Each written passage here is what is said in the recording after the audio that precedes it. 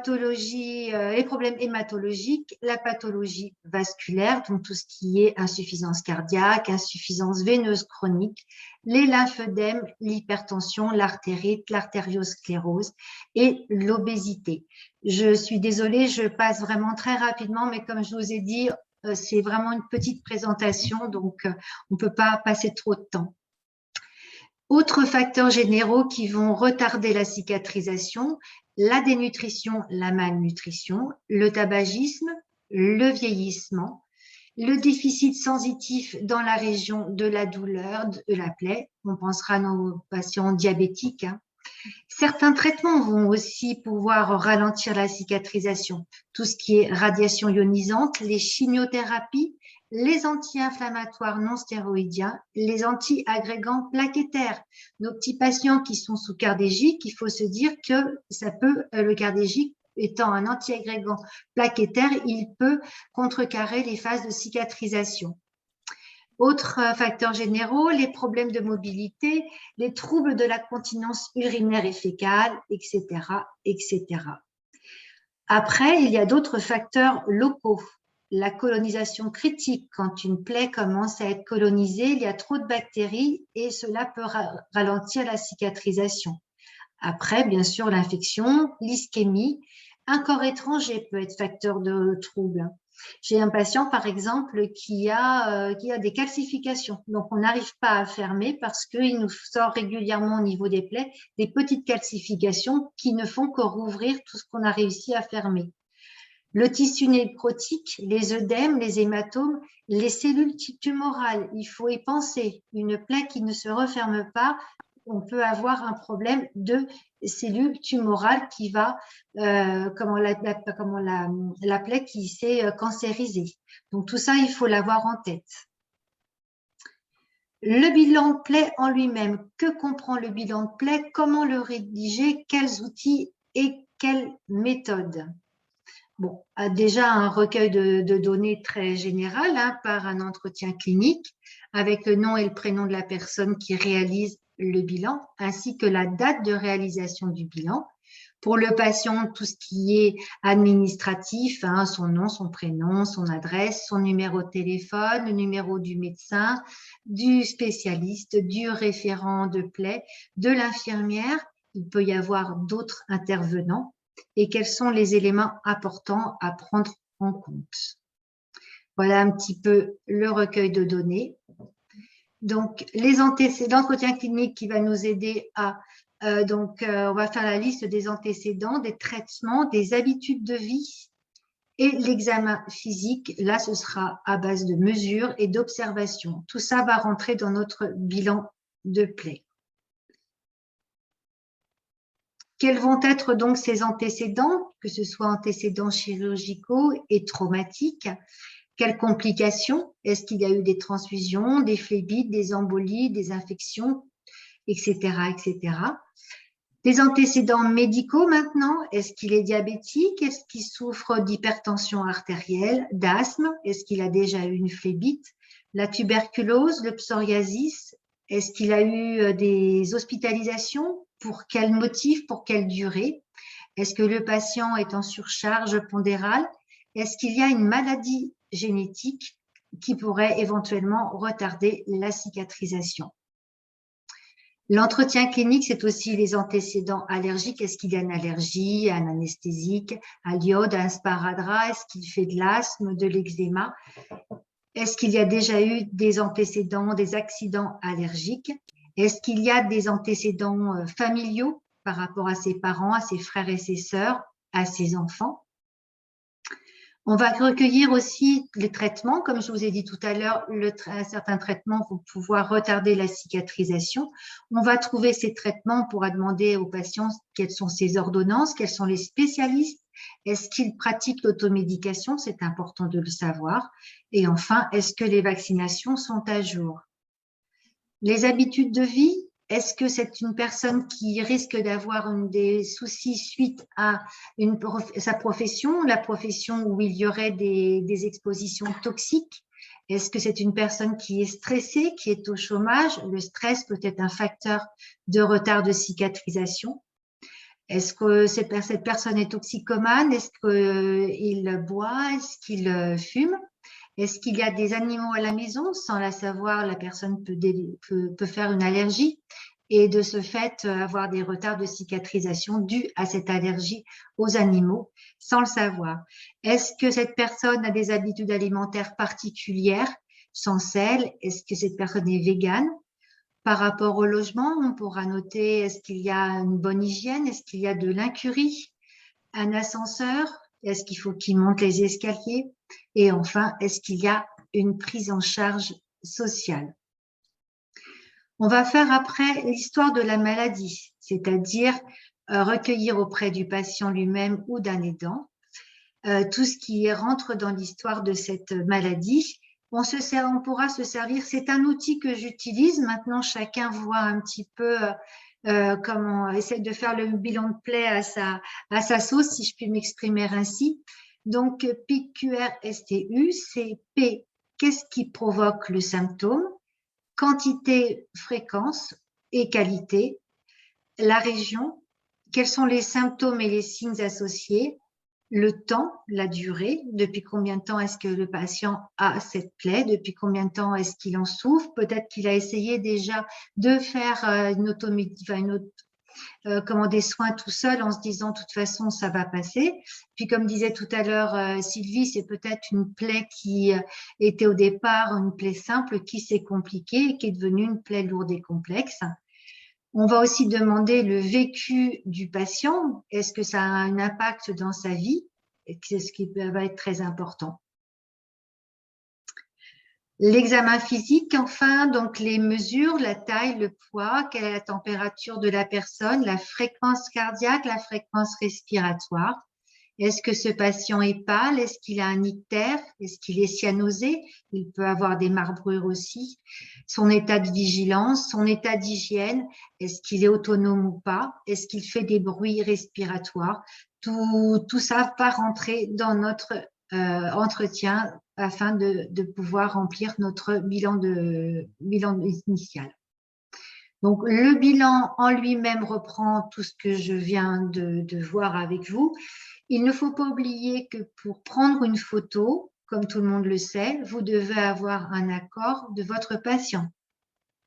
Si vous faites un dossier de soins, il vous faut l'accord du patient. Vous faites des BSI, je fais une petite parenthèse. L'une des premières choses qu'il faut demander à votre patient, c'est est-ce que vous me donnez votre accord?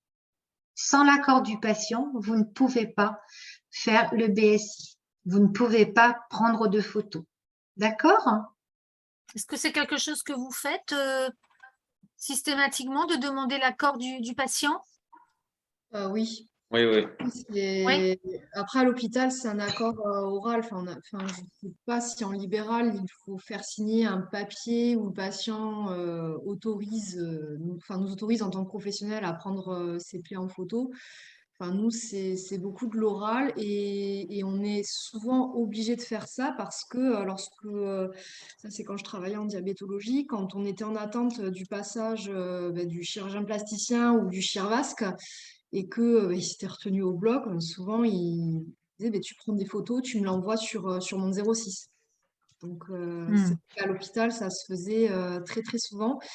Après, lorsque j'étais sur Toulouse, le service Play Sika ils avaient un appareil photo ou un téléphone professionnel sur lequel ils prenaient les photos des plaies des patients. Et je sais qu'à la clinique Pasteur à Toulouse aussi, dans le service de consultation de plaies cicatrisation, ils avaient aussi des smartphones et des appareils photo dédiés pour ça. Tout à fait, tout à fait. Et Séverine, de votre côté, vous demandez aussi l'accord du patient systématiquement? Oui, vous avez coupé votre micro. Alors, moi j'ai vraiment un problème de Wi-Fi également. Je vous ai pas entendu depuis tout à l'heure. Oui, je demande systématiquement l'accord du patient avant de prendre. Tout à fait. On en Voilà. reparlera tout à l'heure quand on parlera comment prendre une photo. C'est un des outils que je vous propose justement. Effectivement, il faut un accord au moins verbal. Maintenant, vous pouvez très bien demander un accord écrit, présenter un document à votre patient qu'il signera pour dire qu'il est vraiment d'accord pour que vous preniez des photos, pour que vous fassiez un bilan. Après, quelquefois, moi, je me suis retrouvée dans des situations où, en fait, on avait, en fait, le spécialiste ne pouvait pas se déplacer pour donner l'avis. Et ça, c'est quand je travaillais en réanimation avec des patients intubés, ventilés. Bon, ben là, on n'avait pas le choix, on prenait la photo, le patient n'avait pas donné le consentement. Bien sûr, bien sûr. Ça, c'est des cas encore très, très particuliers. Moi, j'utilise le logiciel Simplivital, qui est la tablette voilà, qui motorise les photos et tout. Et il y a un onglet dans les actions du dossier qui s'appelle consentement. Et je peux faire signer le dossier. Donc, c'est inhérent avec c'est ça qui est aussi intéressant, parce que c'est inhérent avec la tenue du dossier de soins. C'est signé une fois et après. Voilà. Oui, mais il existe beaucoup d'outils différents, que ce soit logiciel de facturation, effectivement. Après, les documents, vous pouvez en trouver sur Internet, vous pouvez les faire vous-même. C'est vous qui voyez au sein de votre équipe quelle va être votre décision. Mais c'est important comment pouvoir se protéger suivant les personnes. N'oublions pas qu'il y a des personnes qui sont de plus en plus tendancieuses et que des fois, une petite signature, c'est quand même plus rassurant pour l'équipe. Alors, revenons à notre bilan. Donc, une fois qu'on a fait toutes les généralités, donc comme facteur métabolique, on va parler des différentes choses qu'on a recueillies lors de l'entretien clinique. Donc, tout ce qui est facteur métabolique, est-ce qu'il est déshydraté, dénutri, est-ce qu'il y a des insuffisances rénales, etc., etc. On notera les pathologies qu'on a recueillies et enfin le traitement. On reprendra aussi les allergies, on mettra tout ce qui est données complémentaires, poids, taille, IMC, etc., etc. Quel est le type de plaie? Donc, on pourra, si on veut faire soi-même ce bilan de plaie, comme un document de bilan de plaie, on pourra reprendre toutes les plaies qui sont donc dans cet article 3 du premier chapitre de la nomenclature, c'est-à-dire les pansements pour les plaies complexes. Enfin, il faudra ne pas oublier si la personne souffre, quel est l'impact, comme on l'a vu tout à l'heure, sur sa vie. Est-ce qu'il y a une douleur de fond, une douleur incidente ou une douleur procédurale? Des échelles que vous pouvez utiliser pour la douleur. Qu'est-ce que vous utilisez par rapport à la douleur? Comment est-ce que vous faites pour évaluer la douleur de votre patient? En général, c'est plutôt l'échelle numérique, le VS, le VA? Échelle numérique. Échelle numérique principalement aussi. Oui. Entre 0 et 10, vous en êtes à combien? Numérique et EVA pour les cas de pathologie cancéreuse, tumorale. D'accord. Donc ça, ce sont des échelles qu'on appelle des échelles d'auto-évaluation. C'est le patient qui va nous dire quelle est la douleur.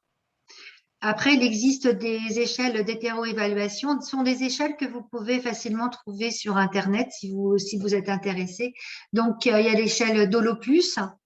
C'est une échelle d'évaluation comportementale de la douleur chez les patients qui ont des problèmes de communication. Vous pouvez vous en servir. Moi, j'avais une petite grand-mère qui me disait « Non, non, j'ai pas mal, mais je voyais par ses rictus que de toute façon, ça lui faisait mal ». Il existe aussi le questionnaire DN4. C'est donc un questionnaire qui va nous permettre d'estimer la probabilité d'une composante neuropathique à la douleur. Donc, c'est aussi une échelle d'hétéro-évaluation. En ce qui concerne la plaie, vous pouvez trouver sur Internet, c'est pareil sur le net, beaucoup d'échelles. Donc, vous avez ici le triangle de l'évaluation des plaies. C'est un triangle qui a été fait par Coloplast, qui définit 3 zones, donc le lit de la plaie, les berges de la plaie et la peau périlésionnelle. Les berges sont importantes, hein, comme on l'a vu tout à l'heure. Il ne faut pas qu'elles soient macérantes. Les berges, je vous en ai parlé tout à l'heure quand je vous parlais d'hyperbourgeonnement. Je vous ai mis la photo d'une plaie avec des hyperbourgeonnements. Vous voyez bien ici, on voit que les bourgeons dépassent les berges et donc ne peuvent pas, la peau ne peut pas se refermer. Évaluer une plaie, c'est donc l'observer par rapport au lit. Donc, le lit va nous dire beaucoup de choses. Noir, nécrose, vert, infection, jaune, fibrine, rouge, bourgeonnement et rose, épidermisation. Hein, c'est donc la couleur, l'échelle colorielle qui nous permet de préciser la phase de cicatrisation. Quand on dit à quelqu'un c'est noir, il sait tout de suite ce que ça veut dire. Les plaies, donc, voilà un petit peu tout ce qu'on peut trouver comme qualificatif pour les différentes plaies, nécrotique humide, nécrotique sèche, fibrineuse, exudative, granuleuse, etc., etc. Il existe un autre outil aussi que je vous propose, c'est le time. Hein, c'est donc une échelle donc, où on va noter est-ce qu'il y a des tissus nécrosés, infections, un milieu trop humide ou alors une épidermisation ou l'état des berges. Alors, par rapport au pourtour de la plaie, maintenant, on va pouvoir noter est-ce qu'il est prurigineux, est-ce qu'il est inflammatoire, macérant, purpurique, hyperkératosique, squamant. Donc, tout ça va nous donner aussi le protocole à suivre. Est-ce qu'on va devoir renforcer le pansement qui va être, parce que la plaie est trop exudative, etc., etc. La plaie, donc, quels sont les signes d'infection? Est-ce que c'est rouge? Est-ce que c'est chaud? Est-ce qu'il y a un œdème? Est-ce que la plaie est douloureuse? L'odeur est aussi très importante. L'augmentation des exudats du jour au lendemain peut montrer qu'il y a un problème d'infection. Et est-ce qu'il y a un érythème périlésionnel? Donc voilà, on va noter est-ce qu'il y a des odeurs, des décollements, des fistules. Quelques outils pour définir la surface du plaie, où vous prenez un pansement qui est transparent et dans ces cas-là, vous faites le pourtour et vous calculez la surface, ou alors vous avez les petites réglettes. La règle de Wallace, vous la connaissez cette règle de Wallace ? Elle est intéressante parce que on sait que 1% de la surface corporelle correspond à la paume de la main de votre patient. Donc, quand on vous dit une plaie supérieure à 2% de la surface corporelle, on se réfère à cette règle de Wallace et on va voir par rapport à la plaie, à la paume de notre patient. La localisation de la plaie, je vous propose là un petit schéma pour montrer comment est-ce qu'on peut localiser la plaie. C'est important de le mettre dans le bilan initial. Les exudats, enfin, on va marquer est-ce que c'est absent, faible, moyen, important, sanguinolent, sérosanguinolent, purulent. Je reviens sur ce que je vous disais tout à l'heure, comment prendre une photo. Les photos sont soumises au Code de santé publique, l'article L 1110-4 du 12 janvier 2017, donc elles sont rattachées au secret professionnel. Nous n'avons pas le droit d'avoir des plaies de patients, des photos de plaies de patients dans notre téléphone. Alors, il existe, Sylvie nous parlait tout à l'heure de sa tablette, il existe des logiciels où vous pouvez mettre les photos directement dessus. Vous avez vos logiciels infirmiers, peut-être un prestataire de service. On a un prestataire de service qui nous propose de mettre les photos directement sur son application. Et comme je disais tout à l'heure, il faudra l'accord du patient écrit ou verbal. Voilà, donc l'objectif de la photo, c'est la coordination dans la prise en charge de la plaie par rapport aux médecins traitants, aux spécialistes, voire aux experts de la plaie et enfin aux collègues. Et comme on dit toujours, on a l'impression qu'on se souvient de la plaie il y a un mois, mais des fois on se rend compte, on avait l'impression que ça avait diminué, mais non, finalement, elle n'a pas diminué, au contraire. Si on partage les plaies, ce sera toujours sur une messagerie sécurisée. Hein, on ne va pas les envoyer via votre compte Google ou Yahoo ou ce que vous voulez. C'est toujours par messagerie sécurisée. Comment prendre une photo? Il faudra un bon éclairage, pas de surexposition, un fond neutre, on évitera le zoom. Et comme je vous disais, tout ça, donc il faut le stocker dans un dossier de soins informatisé, un logiciel de télétransmission, une application, etc., etc. Le bilan de plaie va nous permettre de faire une analyse, donc déjà du vécu de la maladie, des difficultés rencontrées et exprimées, quels vont être les atouts et les freins, les motivations au changement, les attentes et désirs, et enfin les propos du patient. Tout ce qu'il vous dira sera important dans le bilan de plaie. Le bilan de plaie, nous l'avons vu, c'est pour arriver à un projet de soins. Le projet de soins permettra de cibler les problèmes de santé et les potentiels du patient, avec les signes et ou symptômes et les risques de complications. Dans notre projet de soins, on va hiérarchiser les objectifs. On aura un objectif principal et peut-être un objectif secondaire. Par exemple, la personne a un eczéma variceux, donc on en profitera des soins pour lui mettre une crème pour justement comment adoucir et hydrater la peau. On pourra avoir un autre objectif secondaire, s'occuper de la douleur de fond, de la douleur procédurale ou de la douleur neuropathique, etc., etc. Dans notre projet de soins, donc on parlera des interventions, de la fréquence de la réflexion des patients, de la gestion des douleurs. Pourquoi pas aller voir le médecin ou demander au patient de voir le médecin et demander une analgésie topique si c'est vraiment trop douloureux. Donc, le protocole de soins prendra en compte la douleur, les modalités de nettoyage, est-ce qu'on fait une douche, une irrigation, à la compresse, etc., etc. Quel est le type de détertion utilisé? Donc, la gestion de la peau périlésionnaire, le pansement primaire, le pansement secondaire, l'éventuelle compression, la fréquence des soins et la fréquence de l'évaluation de la plaie. Voilà, je suis passée très vite sur tout ce qui rentre dans le bilan de plaie. Est-ce que vous avez des questions ou est-ce qu'on voit, on fait le tour après? Alors, ça, donc comme on disait avec Anna qui est en milieu hospitalier, tous les actes que nous faisons ou presque sont cotés, ou presque, hein, j'ai bien dit. Hein. Comment est-ce qu'on va coter l'AMI 11? Donc, on va se rapprocher de la définition de la nomenclature, donc le titre 16 hein, qui concerne les soins infirmiers. C'est donc le bilan à la première prise en charge d'une plaie nécessitant un pansement lourd et complexe.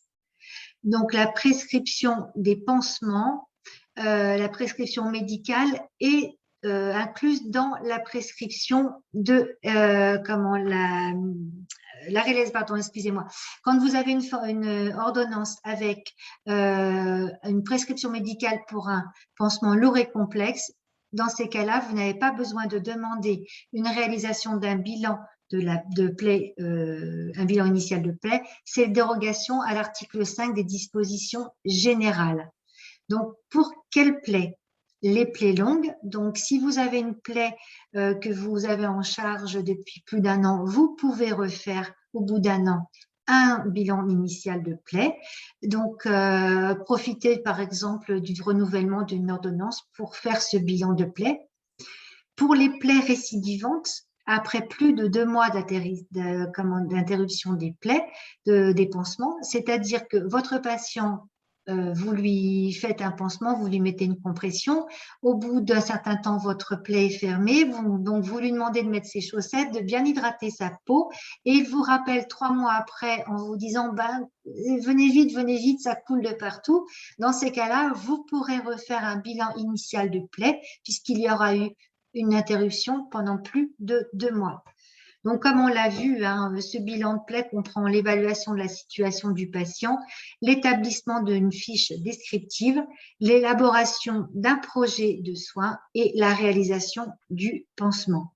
Lorsque nous compterons cette AMI 11, nous ne pourrons pas coter la MCI. Alors, quels vont être les cumuls possibles? Sans application de l'article 11b, vous connaissez l'article 11b, c'est l'article qu'on aime bien, c'est l'article qui nous dit le premier acte à taux plein, le deuxième acte à 50% et le troisième acte gratuit. Donc, l'article 3 du chapitre 1er de la nomenclature, donc pansement lourd et complexe, donc autorise et cumule plein avec les forfaits et les séances en AIS 3. Par exemple, une séance de soins infirmiers de 30 minutes, donc maintenant c'est pour les personnes qui ont moins de... J'ai vu les lèvres bouger, Séverine. Moins de 85. À partir de 85 ans, tout à fait, depuis le mois de septembre, depuis le 5 septembre. C'est passé en bilan. Voilà, c'est passé. Alors, le bilan est pour tout le monde maintenant, mais c'est passé en forfait. Oui, voilà, pardon. Voilà, donc pour toutes les personnes. Et en AIS, toujours pour les personnes de moins de 85 ans. Tout à fait. Et voilà, donc, mais on fait quand même un bilan de soins infirmiers. Voilà, effectivement. Donc, une séance de soins infirmiers de 30 minutes avec un bilan de plaie à domicile. Donc, ce sera AIS 3 plus AMX 11 plus IFD. On est d'accord, hein, en lien avec les séances et les forfaits. L'AMI, la lettre clé, c'est donc l'AMX. Le lendemain, on cotera AIS 3 plus AMX 4 plus cette fois-ci notre MCI, notre majoration de coordination infirmière et notre déplacement. Bilan de plaie pendant le forfait lié à la dépendance, on sera en BS, A, B ou C avec notre AMX 11 plus notre IFI. D'accord? Et le lendemain, ce sera pareil, ce sera à la place de l'AIS, BS, A, B ou C. Donc avec l'AMX 4 et la MCI, le déplacement. Cette fois-ci, avec l'application de l'article 11b, par exemple, un bilan de plaie plus une prise de sang plus une sous-cutanée d'anticoagulants. On sera en AMI 11 plus AMI 1,5 plus IFD, la sous-cutanée sera un troisième acte. Alors, sans application, mais je vous ai fait un petit piège parce que les deux se cumulent à taux plein. D'accord ? Autre exemple, bilan de plaie et séance hebdomadaire de surveillance clinique infirmière et de prévention chez un patient de moins de 85 ans. On sera en AIS 4 plus AMI, pas AMX, AMI 11 sur 2 plus le déplacement. Ça va pour vous? Ouais. Alors, est-ce que vous avez des questions? En fait, moi, je connais rien en... Ben oui, c'est compliqué. Ouais. En fait, je sais pas si j'ai bien compris le truc, mais c'est chaque soin en fait a un espèce de sigle. C'est genre Par rapport aux cotations? Ouais. Oui, c'est ça. On a la lettre clé, donc, qui est l'acte médico-infirmier, l'AMI. Ouais. Et donc, et on a aussi, bon, maintenant le forfait, le BSA, B ou C, ou les séances de soins infirmiers, donc les AIS. Donc, ça correspond, chaque acte qu'on va faire correspond à une lettre clé avec un coefficient. Pour la faire très rapide, une piqûre, c'est AMI 1. Un pansement simple, c'est AMI 2, etc., etc., etc. Okay. Après, j'imagine qu'il doit y avoir des outils qui répertorient tel soin égale la nomenclature. Notre nomenclature. La nomenclature qu'on peut trouver sur Amélie ou même sur Internet, il suffit de taper nomenclature des actes infirmiers. Et dans ces cas-là, on a tout le déroulé. Voilà. C'est vrai que pour quelqu'un qui est hospitalier, qui ne connaît pas du tout la nomenclature, ça doit être du chinois. Mais pour nous aussi, hein, quelquefois, hein, je rassure.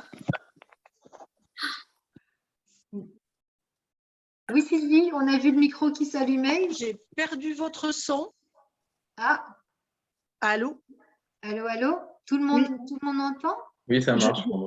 Ouais, je vous entends. Donc, j'ai zappé un petit moment, mais de mémoire, la nomenclature qui correspond aux infirmières, ça doit être de la page 125 à la page 149. Alors, c'est ce que j'ai appelé pour ne pas jouer sur ma mémoire, le titre 16. Oui, c'est ça. Mais voilà, comme c'est paru au journal officiel, vous tapez nomenclature, vous avez tout. Et du coup, allez directement à la 125 ou 126 et vous avez tous les actes infirmiers. Merci beaucoup, Sylvie. Voilà. Ben, pour en savoir plus, donc, nous proposons des formations bilan de plaie, donc en e-learning. Donc, c'est moi-même j'ai tourné cette formation avec l'aide de l'équipe de Nadine et de Médéré. Donc, vous pouvez le retrouver en e-learning. Vous avez aussi une formation virtuelle que j'animerai le 24 novembre de cette année et des formations présentielles qui seront animées donc à partir de 2023. Si vous êtes intéressé, vous pouvez faire un mail à Nadine en disant ben voilà, je suis dans telle ville, pas un seul collègue, mais si vous arrivez à avoir un minimum de 8 collègues qui seraient intéressés, je pourrais me déplacer et venir animer une journée en présentiel pour faire le bilan de plaie et voir tout ce qu'on a détaillé très rapidement, voir tout reprendre et vous faire travailler sur sur votre propre fiche. Voilà. Il existe aussi des formations NGAP perfectionnement où on va évoquer le bilan de plaie, les cotations et surtout les cumuls. Donc, vous pouvez retrouver aussi cette formation en e-learning. Il y a une formation virtuelle le 7 octobre que je vais animer et une formation présentielle en Avignon le 21 octobre et le 4 octobre à Lille. Voilà. Merci beaucoup. Bah, de rien. Nadine, tu veux faire un petit mot de conclusion?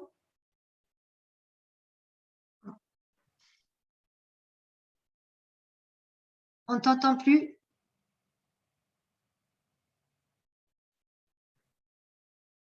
Ah, je crois qu'on a perdu Nadine, on n'entend pas Nadine.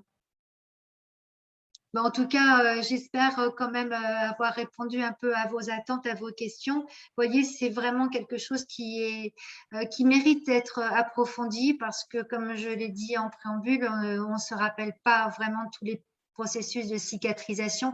Et c'est vrai que connaître la cicatrisation, c'est vraiment la base du bilan de plaie et de la prise en charge des plaies. Voilà, bon, si on ne retrouve pas Nadine, non, a priori, non, on ne t'entend plus, Nadine.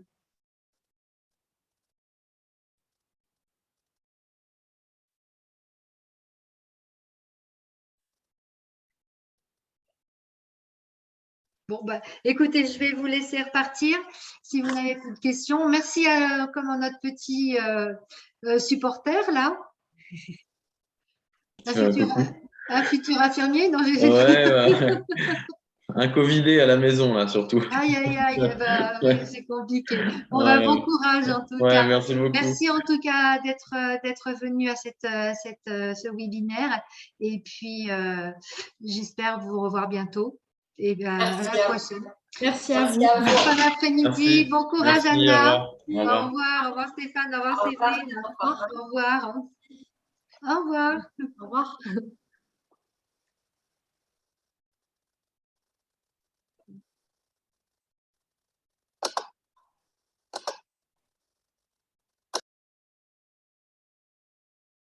Non, tu n'es toujours pas revenu.